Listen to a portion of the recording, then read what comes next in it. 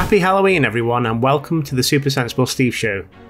In this episode we'll be talking about Pendle Hill in Lancashire, a location that has been on my must visit list ever since I was a young ghost. Back in 2004, the Most Haunted team carried out a live investigation over a number of locations around the area. But why is Pendle Hill so popular with the paranormal and witchcraft? Our story starts in 1612 with the Demdikes, who lived in a limestone cottage named Melkin Tower, and the Chattixes. These families were poor to say the least, and were known to be in league with the devil, reportedly making human effigies out of people's hair and teeth. Unexplained deaths of villagers and livestock were pinned on the group, and fear spread within the community, so much so that people would not dare go near their respective cottages. The head of the Demdike family's granddaughter, young Alison Device, was one day heading towards Strawden Forest when she came across a peddler named John Law.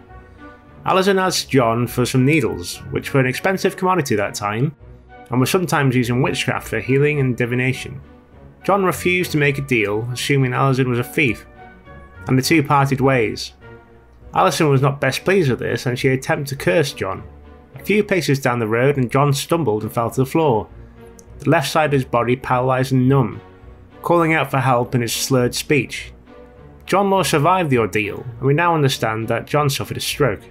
Such dangerous medical conditions were not well understood at this period, and Alison became convinced her curse was successful, so much so that she confessed and asked for forgiveness. John Law's family asked for a cure, but none was provided. Alison, with her mother and brother, were later summoned in front of John Lowell. Hi Steve, it's your editor here. I just want to correct you, it's actually Roger Noel, not John Lowell. Thanks. The local magistrate, where she repeated her story, adding extra delusional details including her familiar, a black dog that did her evil handiwork, and that she gave her soul to the devil. There were also claims that she bewitched local children. Her mother Elizabeth also admitted that the grandmother of the family, Elizabeth Southerns, also known as Demdike, had a mark on her body, which was apparent evidence of the devil feeding on Demdike's blood. But where do the Chattixes come into this? The Chattix were also a family accused of witchcraft in the area, but the two families were at odds with each other, ever since one of the Chattix family members broke into Melkin Tower and stole from them. Alison accused the Chattix and Whittle of murdering 5 men, one being Alison's father, John Device. John was said to be afraid of the Chattixes. He gave her £8 of oatmeal every year in return for his family's protection. The year the payments stopped, John Device died. A few days later, both Chattix and Demdike were brought before Noel, both women in their 80s and had lost their vision due to old age. The feud continued, with confessions and accusations being thrown between the two parties. Demdike claimed that she had sold her soul to the devil 20 years prior, and Chattix claimed that she had given her soul to a Christian man on the promise that she would get any revenge that she required. Demdike later went on to accuse Chattix's daughter, Anne Redfern, of witchcraft, which linked her to killing a man that she had a disagreement with. To add to the scale of the situation later that month, a sheep was stolen to feed a Good Friday gathering at Melkin Tower. Further arrests were made on suspicion of meeting for the purposes of witchcraft. Among the total arrests were Demdike, Chattix, Alison Device and Anne Redfern as we know, plus Elizabeth and James Device, Alison's brother and mother who came with her on the original confession, and famously Alice Nutter, among others. Nutter was a farmer's widow and more well off than the others. She was accused of the murder of a man who refused to give her, Demdike and Elizabeth Device a penny. She strongly denied the accusations, but was denied access to lawyers and the ability to call witnesses.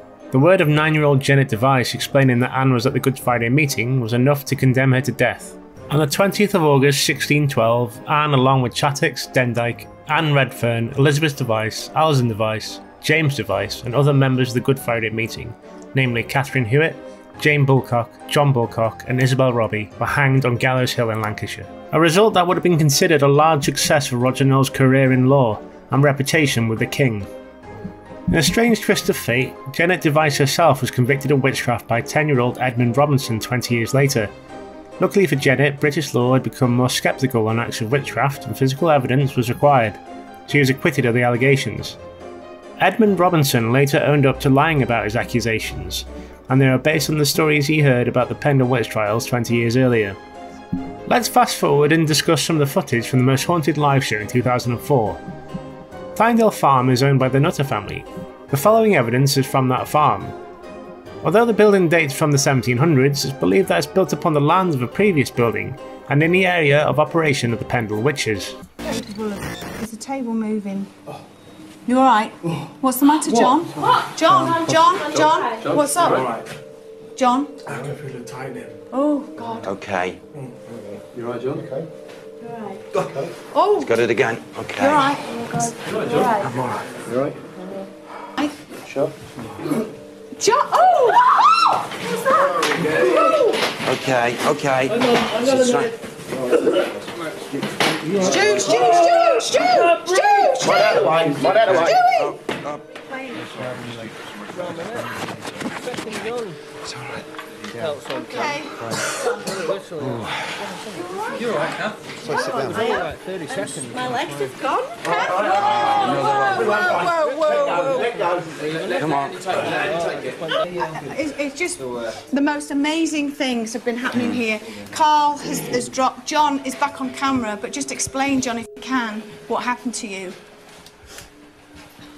I don't know what happened to me. I just felt. I don't know. I felt sick. I felt ill, and then I just felt like I was fainting. I just had to put the camera down, and I just remember being dragged out. That was all. We can see the series of events starts with John Gilbert as he struggles for his breath. Then there's a knock-on effect to the rest of the crew. Stuart and Kath both then experience struggles of their own. Kieran O'Keefe, the parapsychologist that night, explains the room of the abandoned house is full of dust, and the power of suggestion might have caused the others to panic and start to react when they themselves are struggling to breathe due to the dust. Later, John Dibley appeared to lose consciousness. Was this supernatural, or did he just faint due to stress of the environment? Let's move on to the next video. Come on, I'm inviting you. You despicable souls. You dirty souls. You dirty souls. Pick it up. Where is it? Got it. You all right, Derek? Yeah, Derek, I'm get it fine. off. Get it off, Derek. Get it off. Come forward, Derek. Derek, come forward. Derek. Come forward, it's Ivy. Don't let them get you. Derek, listen to me. All Right, I'm here. Yeah. During this later seance, Carl was shaking due to feeling of severe cold. He explained to Kieran that he also felt disorientated and he lost some of his senses. The glass they used to channel spirits fell off the table with Derek.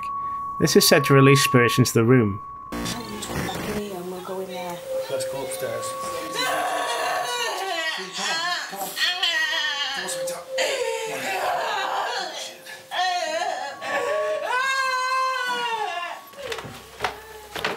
During a visit to Wellhead Farm, a cottage built in the 1500s, which could have been used by the Pendle Witches, Yvette Fielding went into a deep state of distress. With all events like this, it's difficult to separate out theatrics, real psychological episodes, and the paranormal. But one thing can be said for sure, Yvette in particular was greatly affected by the experiences, which is a truly uncomfortable thing to watch. That's all for today's show. Hope you enjoy the rest of your Halloween night, and I'll see you next time on the Supersensible Steve Show.